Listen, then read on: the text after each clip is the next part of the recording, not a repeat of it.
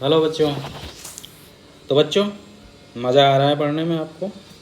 चलो, तो हम आगे कंटिन्यू करते हैं जहाँ पे लास्ट लेक्चर ख़त्म किए थे।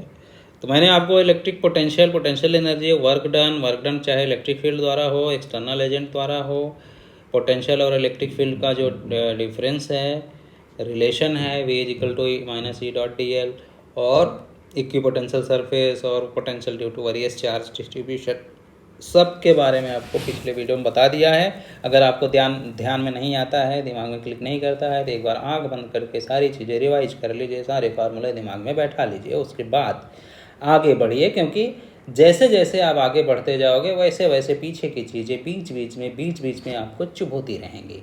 तो अगर पीछे की चीज़ें आप क्लियर नहीं किए हैं, पीछे का इलेक्ट्रिक फील्ड, पोटेंशियल, इनका कॉन्सेप्ट पूरी तरह से क्लियर नहीं है, तो बीच बीच में आपको पंच मार मार के वो आपको पीछे धकेलते रहेंगे। तो इसलिए बेटर है कि पीछे की चीज़ें आप क्लियर कर लें, उसके बाद ही आगे बढ़ें। ठीक है, तो जितना सारी चीज़ें हम अभी तक बता चुके हैं बेटा, उसमें मैंने जो चार्ज डेंसिटीज़ के बारे में डिस्कशन किया था, सरफेस चार्ज डेंसिटी और वो फलाना टिमकाना। तो सरफेस चार्ज डेंसिटी यार लीनियर था, वॉल्यूम चार्ज डेंसिटी था, और जो है सरफेस चार्ज डेंसिटी था वॉल्यूम का। तो तीनों सबका मैंने आपको बताया था। ठीक है, तो लीनियर में क्या था, उसको लैम्डा बोलते थे, क्यू बाई एल। ठीक है, सरफेस वाले को सिग्मा बोलते थे।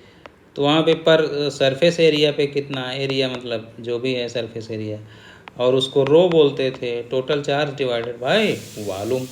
तो यार यहाँ पे चार्ज की जगह पे ये सब आप लिख सकते हैं। जैसे हम जितने फार्मूले में ई या वी के जितने फार्मूले हैं, तो हम के क्यू बाय आर स्क्वायर लिखते हैं, या उसका के क्यू बाय आर लिखते हैं। तो क्यू की जगह पे हमें इन सब में अगर लिखना हुआ तो क्या लिखेंगे? मान लो सरफेस वाला हुआ तो क्यू बराबर क्या लिखेंगे? सिग्मा इंटू ए, क्या लिख देंगे? सिग्मा ए, ये लिख देंगे। ठीक है बेटा, तो ये सारी चीज़। तो वहीं स्फेयर का कोई बोले कि स्फेयर की वजह से इलेक्ट्रिक फील्ड, किसी जो कंडक्टिंग स्फेयर है तो उसकी वजह से इलेक्ट्रिक फील्ड, यार कहीं पे तो हम ई बराबर क्या लिख देते हैं। कोई ऐसे बोल दे इसकी वजह से इलेक्ट्रिक फील्ड जो है किसी पॉइंट पे, स्फेयर है इलेक्ट्रिक फील्ड किसी पॉइंट पे सिग्मा बाय एप्सिलॉन नॉट है, तो आप कहोगे ये कहाँ से आ गया? अरे बेटा ये आएगा, क्यों नहीं आएगा? आप ये कहते हो ना कि k Q by are square तो लिखते हो ना। अब इसको हम ये कैसे लिख दें? तो ये ऐसे लिख दें। अब यहाँ से हम नया एक पेज खोल लें तो फिर आपको समझाएं। ठीक, अब दिक्कत क्या है कि आप थोड़े में ही एकदम भौचक्के हो जाते हो। अब कोई बोले ये गोला है, स्फीयर है या सेल है, आर रेडियस है, कोई बोले इसकी वजह से इलेक्ट्रिक फील्ड इसके सरफेस पे या इसके बाहर जो है electric field sigma by r है, सिग्मा बाय आर नहीं सॉरी एप्सिलॉन नॉट है, सिग्मा बाय एप्सिलॉन। आप कहोगे इसकी वजह से तो नहीं होता है, मैंने पढ़ा था कि एक शीट अगर है तो शीट की वजह से होता था, वो भी इलेक्ट्रिक फील्ड होता था सिग्मा बाय 2 एप्सिलॉन नॉट। ये गोले की वजह से कहाँ से आ गया? अरे मैं वहीं आपको बताना चाहता हूँ कि गोले की वजह से आप कहोगे गोले की वजह से तो ये होता है क्यू बाय आर स्क्वायर। ठीक, यहाँ जहाँ भी मैं के बार के करता रहता हूँ ना, तो उसका मतलब है 1/4 एप्सिलॉन नॉट। आप उसमें कंफ्यूज मत होइएगा। तो यार क्यू, अब सिग्मा, ये सिग्मा क्या है? टोटल चार्ज बटे सरफेस एरिया। अब किसी गोले का सरफेस एरिया क्या होगा? 4 पाई r², ये होगा। तो क्यू की जगह हम क्या लिख सकते हैं? सिग्मा 4 पाई r² इंटू सिग्मा लिख दें, लिख दो। तो यहाँ पे अब क्यू की जगह भी ये लिख दो, तो क्यू की जगह हम क्या लिख रहे हैं? 4 पाई r² सिग्मा बाय r²। अब के भी है तो के को कब तक के करोगे, उसको भी लिख दो 1/4 पाई एप्सिलॉन नॉट। ठीक, तो देखो 4 पाई से 4 पाई उड़ गया, आर स्क्वायर से आर स्क्वायर उड़ गया, ऊपर बचा सिग्मा, नीचे बचा एप्सिलॉन नॉट, तो एप्सिलॉन नॉट बाई सिग्मा, यही तो इलेक्ट्रिक फील्ड आ गया।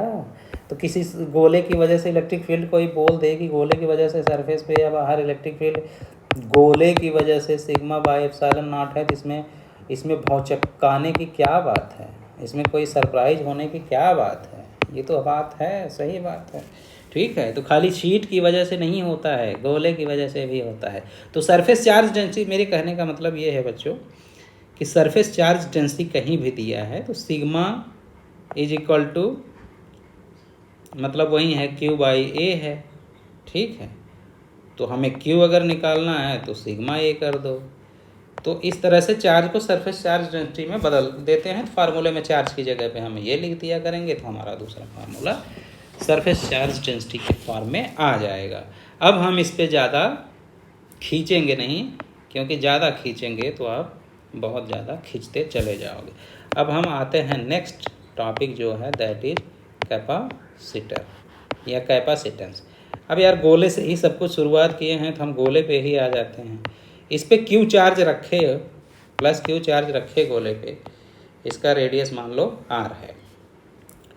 तो यार इस पे पोटेंशियल, अगर पोटेंशियल कोई पूछे कि इसके सरफेस पे, क्या बोलोगे? के क्यू बाई आर, यही तो पोटेंशियल लिखोगे बेटा, ठीक है।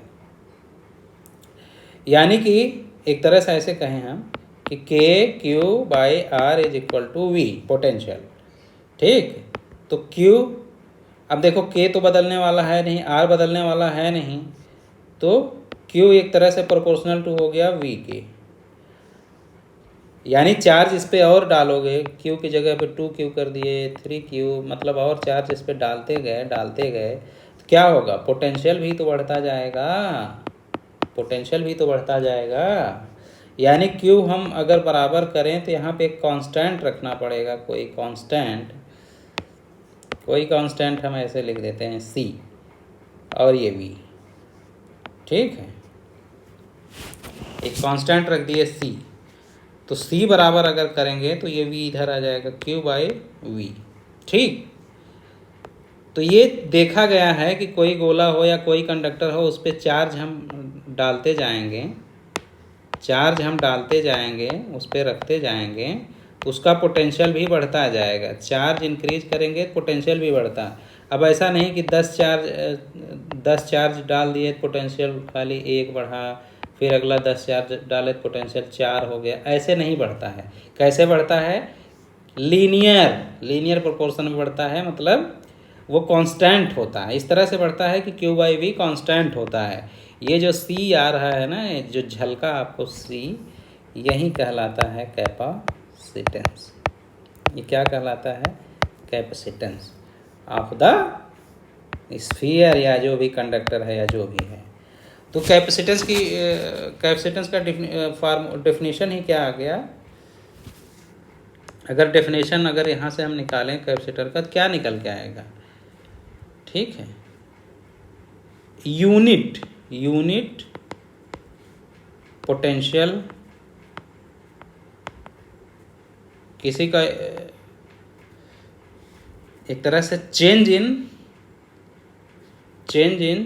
Charge per unit change in potential, या एक तरह से रिटेनिंग कैपेसिटी है, रिटेनिंग कैपेसिटी। तो कैपेसिटेंस का मतलब होता है कैपेसिटी से। अब भाई किसी का वी पोटेंशियल का कोई स्फीयर है, वो कितना चार्ज रख सकता है, वही उसकी कैपेसिटी है। अब हम कहें कि पोटेंशियल इतना ही रखना है और चार्ज हम बढ़ाते जाएं तो बढ़ेगा? नहीं बढ़ेगा। इसीलिए वो कहता है कि सबकी एक कैपेसिटी होती है बेटा, कि कैपेसिटी मतलब एक निश्चित पोटेंशियल पे वो कितना चार्ज रख सकता है, वही उसकी कैपेसिटी होती है, ठीक है।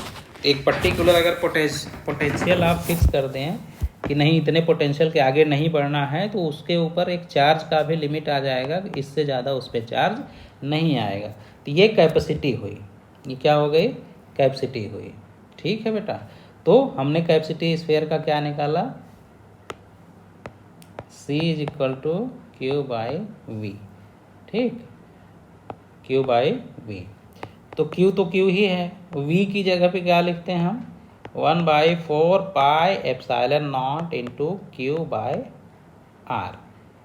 R या कैपिटल R जो भी लिख दें। तो क्या हो जाएगा, सब ये नीचे वाले ये पलट जाएंगे, क्या करोगे, 4 पाई एप्सिलॉन नॉट R, ऊपर एक Q था एक नीचे Q है, तो Q से Q उड़ गया, तो फाइनली क्या आ गया बेटा, C is equal to Q by V का मतलब हो गया 4 पाई एप्सिलॉन नॉट R। ये आपको याद रखना है। तो स्फीयर के लिए स्फेरिकल कैपेसिटर के लिए उसका कैपेसिटेंस क्या है, ये है Q बाई V, जो कि एक 4 पाई एप्सिलॉन नॉट R, न R चेंज होने वाला है ये सब, तो ये एक तरह से क्या हुआ, कांस्टेंट होता है। कांस्टेंट का मतलब क्या हुआ, कोई स्फीयर है तो उसकी कैपेसिटी कांस्टेंट है, अब एक छोटा ये है गोला R1, एक बड़ा गोला है R2, इसकी कैपेसिटी C1 है, इसकी C2 है, तो इसकी कैपेसिटी क्या होगी, C1 is equal to 4 pi epsilon naught R1, और उसकी क्या होगी 4 पाई एप्सिलॉन नॉट R2। ठीक है बेटा, तो यहाँ से देखो C1 बाई C2 करोगे क्या हो जाएगा, R1 बाई R2, मतलब दोनों की कैपेसिटी उनके रेडियस के प्रोपोर्शन में होगी। ओके, इसी सिलसिले में ये चीज़ आपको पता होना चाहिए, ये पता होना चाहिए, C is equal to 4 pi epsilon naught R। Okay, अब इसी प्रोपोर्शन में जब इसमें आते हैं बेटा, इसमें क्वेश्चन जो पूछे जाते हैं उसमें कहेगा कि एक दो गोले हैं, ऐसे बोलेगा, एक गोला है R1, एक गोला है R2, दोनों गोले को टच करा दिए, इस पे चार्ज Q1 था, इस पे चार्ज Q2 था, टच करा दिए, उसके बाद अब दोनों पर चार्ज मान लो इस पे Q1 डैश हो गया, इस पे Q2 डैश हो गया।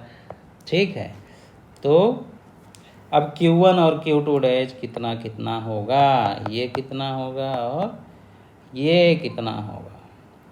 ठीक है, ये कितना, तो बेटा यहाँ पे क्या है, कैपेसिटर का मतलब हुआ कितना चार्ज रख सकता है, मैंने पहले ही बताया, कैपेसिटेंस का मतलब कितना चार्ज रख सकता है।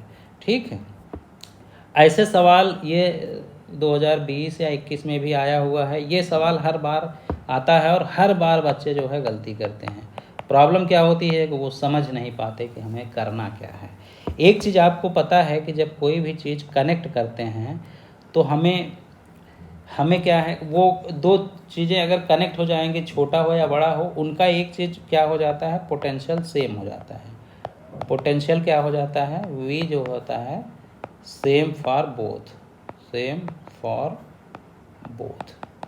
Potential same for both.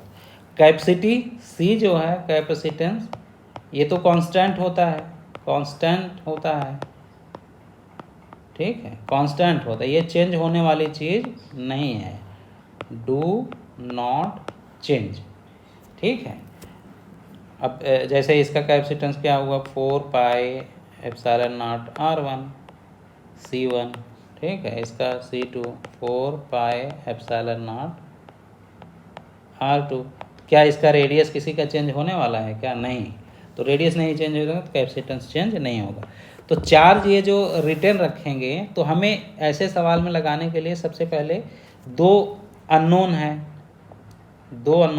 Q1 dash और Q2 डैश, और उसके लिए हमें इक्वेशन, तो पहले हम क्या करेंगे, ये चार्ज Q1 Q2 दिया रहेगा, ठीक है, और उसके बाद जो है, तो इसमें कई क्वेश्चन बनते हैं, चार्ज दिया है, रेडियस भी दिया है, या फिर उसके बाद कॉमन पोटेंशियल, बाद में पोटेंशियल कितना है वो दे दिया रहेगा, या वो पूछ देगा तो और चीज़ें बाद का चार्ज देगा, तो हमें क्या करना है, सबसे पहले क्या करना है कि एक तो हम निकालेंगे कि जो Q1 प्लस Q2 ये क्या होगा, कांस्टेंट होगा, कांस्टेंट होगा, क्योंकि चार्ज का कोई लॉस थोड़ी हो रहा है। जो भी चार्ज पहले था Q1 प्लस Q2 वो चार्ज, टोटल जो चार्ज होगा वो ख़त्म नहीं होगा। इसका मतलब Q1 डैश जो होगा प्लस Q2 डैश भी जो होगा वो कांस्टेंट ही होगा।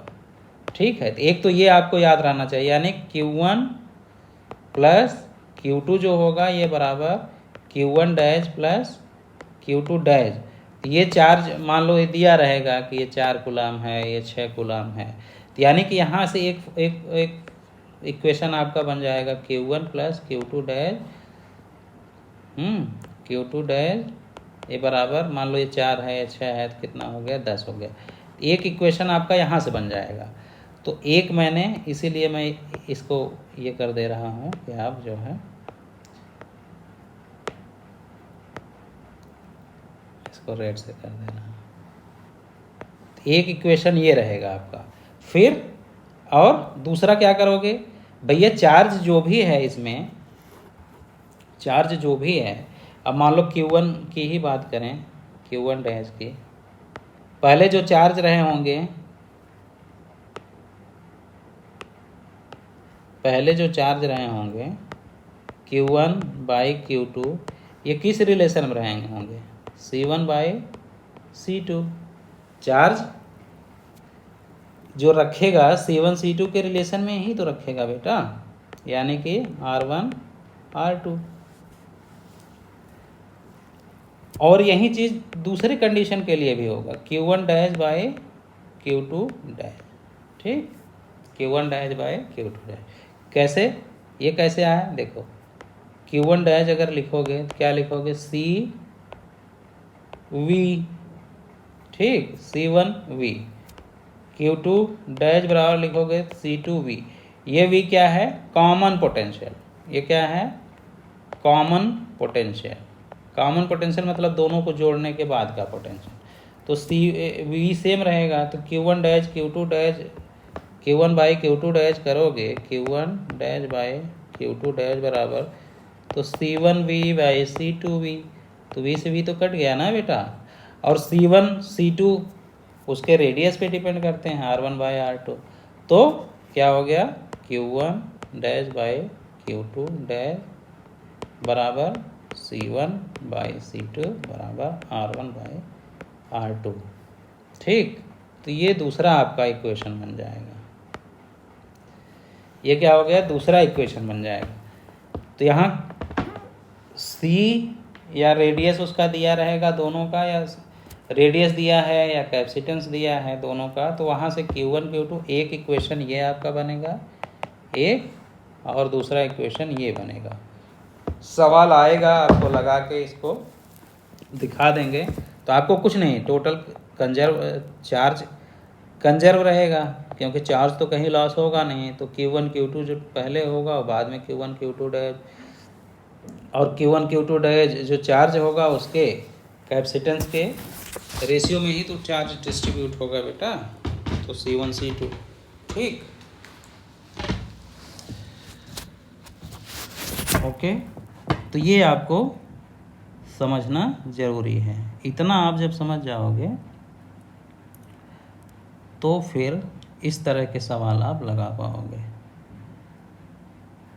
इसमें एक चीज़ और इम्पॉर्टेंट है जो अभी 2022 में भी आया था नीट में बेटा, कोई यार बड़ा ये है, ड्रॉप है, मान लो बड़ा ड्रॉप है, पानी का वाटर ड्रॉप है, ड्रॉप, इसका रेडियस अगर R है तो कैपेसिटेंस क्या होगा, 4 पाई एप्सिलॉन नॉट R, यही तो होगा बेटा। अब क्या कर रहे हैं, छोटे छोटे ड्रॉप में तोड़ दें, छोटे छोटे ड्रॉप में, छोटे छोटे ड्रॉप में, जिसका रेडियस R हो जाए, स्मॉल r, तो उसका कैपेसिटेंस क्या हो जाएगा। अरे बेटा, तो इसमें कंफ्यूज होने, जैसे सरफेस टेंशन वाला जब आएगा तो उसमें आप पढ़ते हो कि n स्मॉल ड्रॉप्स मिलके इतना बड़ा ड्रॉप बना दिए, तो हमें क्या कंजर्व कराना रहता है, वॉल्यूम ही तो बड़े का वॉल्यूम क्या हुआ, पहले वॉल्यूम लिखोगे 4/3 पाई R क्यूब। अब यहाँ पे n ड्रॉप्स मिल गए, n ड्रॉप्स, और एक ड्रॉप का वॉल्यूम क्या लिखोगे 4/3 पाई स्मॉल और क्यूब, यही तो लिखोगे बेटा। तो रेडियस स्मॉल छोटे वाले का रेडियस अगर हमको पता चल जाए तो उसका कैपेसिटेंस पता चल जाए। तो छोटे वाले का रेडियस अगर हमको निकालना हुआ तो क्या करोगे, 4/3 पाई तो कट ही जाएगा, तो r cube is equal to n r cube is equal to capital r cube. ठीक है, तो यहाँ छोटे वाले का रेडियस निकालना हुआ तो इधर करोगे r cube is equal to 1/n और आर क्यूब, और यहाँ से r बराबर करोगे तो 1/n, ये क्या हो जाएगा रूट क्यूब, और ऊपर r हो जाएगा। या r बड़े वाले के लिखना है तो सीधा हुआ r is equal to n के पावर 1/3 और ये r। तो ये हमारा रेडियस का रिलेशन है, ये हमारा रेडियस का रिलेशन है, तो ये याद रखना भाई, क्योंकि रेडियस ही सब कुछ है। तो बड़े का रेडियस बराबर n, मतलब n के पावर 1/3 जो भी रहेगा, 8 अगर ड्रॉप है तो 8 का 1/3 मतलब 2 आ जाएगा। ठीक, इसको मैं कायदे से लिख दूँ, ब्लैक, n के पावर 1/3 और r। ठीक, तो ये रेडियस। अब कैपेसिटेंस भी, तो कैपेसिटेंस किस पे डिपेंड करता है, कैपेसिटेंस क्या है, इसका लिखोगे तो 4πε0r, और उसका लिखोगे तो मतलब r अगर निकल गया तो r की जगह पे इसका कैपेसिटेंस पूछेगा तो क्या हो जाएगा बेटा, तो 4πε0r, r की जगह पर अब ये लिख दो तो क्या हो जाएगा 4πε0, r की जगह पे n के पावर 1/3 इंटू आर, ये हो जाएगा। ठीक है, या छोटे का कैपेसिटेंस पूछे तो उसका r निकाल लोगे तो उसका r बराबर करोगे तो r के पावर n के पावर 1/3। तो छोटे का कैपेसिटेंस क्या हो जाएगा, छोटे का कैपेसिटेंस स्मॉल ड्रॉप्स का क्या हो जाएगा 4πε0 r, तो यहाँ r की जगह भी ये r लिख दोगे तो क्या हो जाएगा 4πε0 r की जगह पर r/n के पावर 1/3।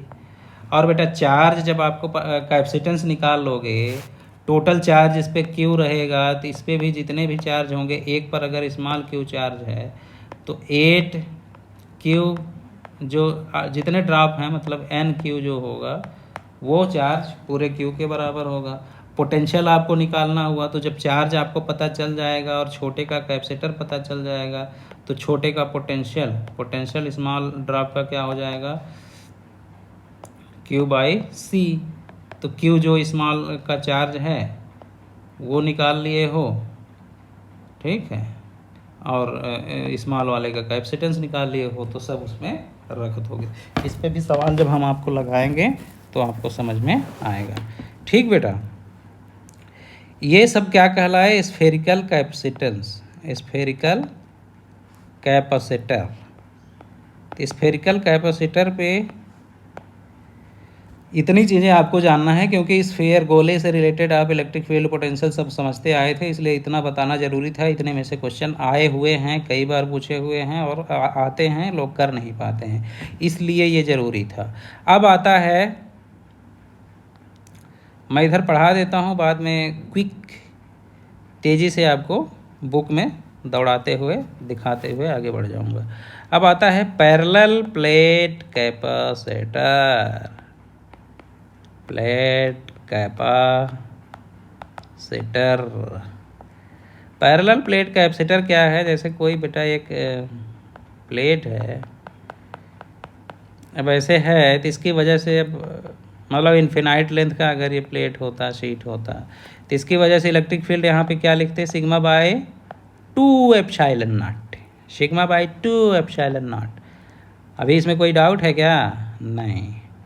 अब इधर पे एक और प्लेट रख देते हैं तो ये बेटा प्लस चार्ज है, तो इस पर क्या इंड्यूस हो जाएगा, minus minus minus minus minus minus, तो ये प्लस क्यू चार्ज है, इस पर माइनस माइनस आया इधर की तरफ, तो इधर की तरफ प्लस प्लस प्लस प्लस आता। ठीक है, तो प्लस प्लस, अब इस पर पहले से कोई चार्ज तो है नहीं, ठीक है, और इस पे तो नेट चार्ज है, इस पे कोई चार्ज, इधर माइनस क्यू आया, इधर प्लस क्यू आया, नेट चार्ज तो जीरो ही होगा, नेट क्या होगा, जीरो ही होगा। तो इस पे माइनस क्यू चार्ज आए, उसके लिए क्या करोगे कि इसको अर्थ से, धरती माता से जोड़ दोगे। तो धरती माता से जोड़ दोगे तो धरती माता क्या है, unlimited source of, unlimited source of charge. जितना चाहे उतना चार्ज ये ले सकती हैं और जितना चाहे उतना चार्ज ये दे सकती हैं। तो बेटा यहाँ पॉजिटिव चार्ज है तो यहाँ से इलेक्ट्रॉन सब जाएंगे ऊपर और इनको न्यूट्रलाइज कर देंगे, तो यहाँ चार्ज क्या हो जाएगा, जीरो। तो यहाँ चार्ज जीरो हो जाएगी तो माइनस क्यू वाला पूरी तरह से इस पर आ जाएगा। तो क्या हो जाएगा, ऐसे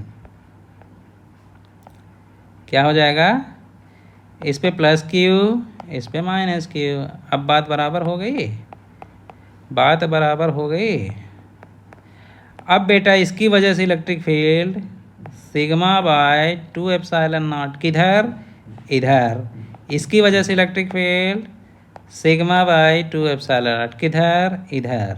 तो नेट इलेक्ट्रिक फील्ड क्या हो जाएगा, 2 सिग्मा बाई 2 एप्सिलॉन नॉट। तो यहाँ से कट गया तो sigma by epsilon not. Net electric field का हो गया सिग्मा बाय एप्सिलॉन नॉट, ठीक है, सिग्मा बाय एप्सिलॉन नॉट। इस पे चार्ज है ही क्यू। अच्छा, तो दो पैरेलल प्लेट कैपेसिटर के बीच में कोई इलेक्ट्रिक फील्ड पूछेगा तो क्या हो जाएगा, एक तो आप यहीं याद रखो, हर जगह से क्वेश्चन बनते हैं, सिग्मा बाय एप्सिलॉन नॉट, ये भी एक तुम्हारा क्वेश्चन हो गया। अब क्या होगा, ये मान लो डी डिस्टेंस पे रखे हुए हैं प्लेट, किस डिस्टेंस पे, डी डिस्टेंस, चार्ज इस पे ये है, तो पोटेंशियल क्या हो जाएगा बेटा, V इज इक्वल टू क्या होता है, ई डॉट डी एल जो लिखते हैं तो यहाँ पे डी लिख दें, डिस्टेंस जो है। तो पोटेंशियल दोनों के बीच का क्या हो गया, पोटेंशियल क्या हो गया, ई, पोटेंशियल क्या हो गया, ई मतलब sigma by epsilon not into D, ठीक है, ये क्या हो गया, पोटेंशियल हो गया। सिग्मा को हम क्या, सिग्मा के बराबर क्या होता है, सिग्मा एक तरह से चार्ज बटे एरिया होता है कि नहीं।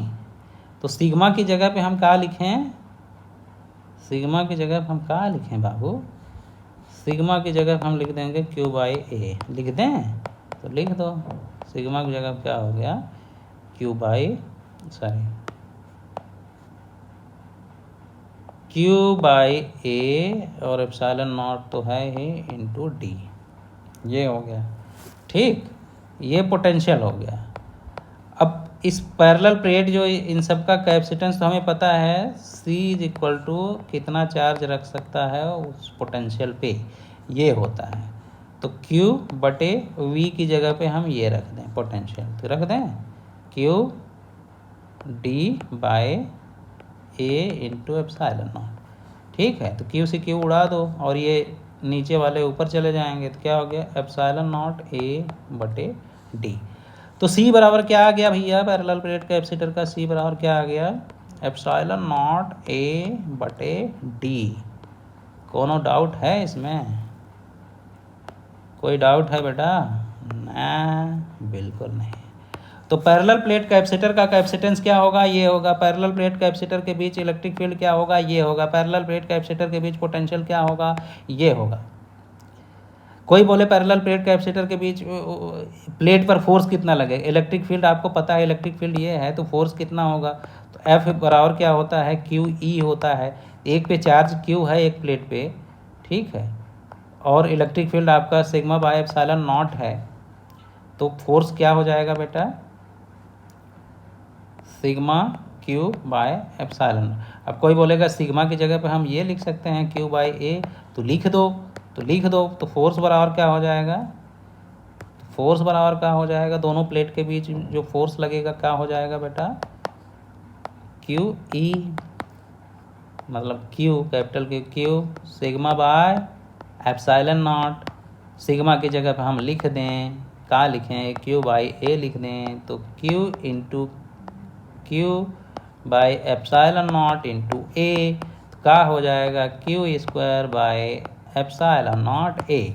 तो दोनों प्लेट के बीच कोई फोर्स पूछे तो क्या हो जाएगा, F is equal to Q, दो फार्मूले हो गए, एक तो ऐसे लिख दो, क्या लिख दो, Q sigma by epsilon not या Q square by epsilon not a. ठीक है, ठीक, कोई डाउट? तो ये तीन फार्मूले निकल के आए यहाँ पे। पैरेलल प्लेट कैपेसिटर, कैपेसिटर बीच इलेक्ट्रिक फील्ड, उसके बीच पोटेंशियल और उनके बीच का, दोनों प्लेट के बीच में लगने वाला फोर्स। ठीक, चलो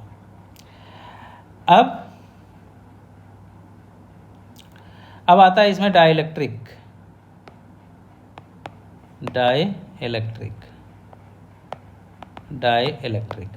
तो डाइलेक्ट्रिक के बारे में हम आपको बताएंगे नेक्स्ट वीडियो में।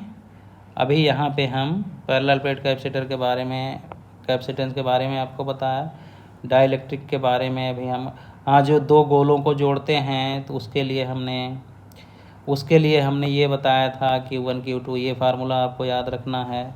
कॉमन पोटेंशियल जो होगा, पोटेंशियल और एनर्जी की बात हम जब करेंगे तो एनर्जी का हम पैरेलल प्लेट कैपेसिटर के बारे में, कैपेसिटेंस क्या निकला, ये निकला बेटा, ठीक है।